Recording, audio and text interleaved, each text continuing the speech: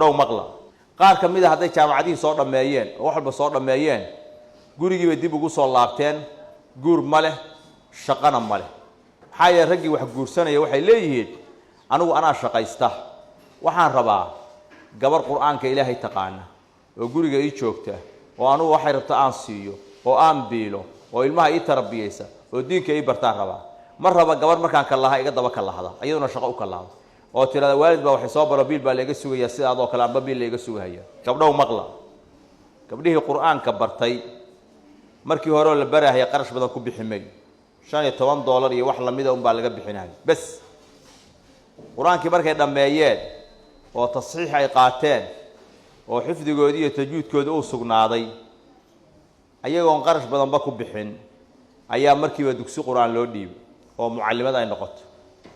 ayadoon ba guur gaarin wali aan guursanin ayay reerkii biil u soo hoynaysaa kalaamka ilaahayna xambaarsan tahay reerkiina way biilaysaaba tii la yiri ha laga bixiyo jaamacad iskuulkii waqtiga dheer qaadanaya markii lagu baaba'ay baa masna jaamacad loo wareegay jaamacadina lacag fara badan bay bil walba rabtaa markii jaamacadii la dhameeyay ayaa waxa la yiri jaamacad hadda wax lagu ma helo waa laga dalacaday master ha loo raadiyo masterkiina waxa la midka dalka gudihiisa ah inuu xurmo laho aad iyo aad ma taqaanaa dadka shaqada raba u soo jiidamahayo qofka banaanka ka soo qaata ka fiican markaas hooyooyinkii xogaagii dahabka ay haysatay iyo booskii ilmaha ma taqaan jeelada ugu dubanaysay tay xaraashtay bay tirha baxdo qaar badan oo kamid ah markii la diray oo meelahaas ay tageen oo waxbarasho u tageen waa si tahriibeenba badahayba ku daateenba markaas waxa israacay booskii yarka ahaa iyo xogaagii dahabka ahaa iyo gabadhii wixii waa wada tahriibeen qaracni waxay ku dhamaatay baaba qaar kamid ah haday jaamacadii soo dhameeyeen oo wax walba soo dhameeyeen gurigii bay dib ugu soo laabteen guur ma leh shaqana ma leh xaaya ragii wax guursanaya waxay leeyihiin anigu anaa shaqaysta waxaan rabaa gabar quraanka ilaahay taqaana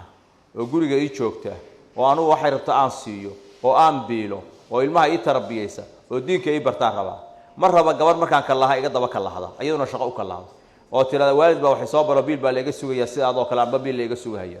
mar raba uu ku leeyahay mid kasta wuxuu leeyahay gabar diinta taqaabasa raba maadiga iga ilaali hadii markii gabadhii maadiga saas guurkii loogala cararay oo loogala fogaaday ayagiina shaqo aysan helin oo ay guriyihii wada dhooban yihiin 90% qarash fara badanna uu ku baxay tacabka iyo baraka la'aantu waxay ka timid damacaagi qaldana marka hore oo kugu jiray oo ahaa xagga u leexi xagga adduunyo laga helayaa baa ilaahay kugu imtixaan baa kugu dhacay marka halkaas baraka la'aan baa ka soo baxday arrinka isaga ah aan ka joogno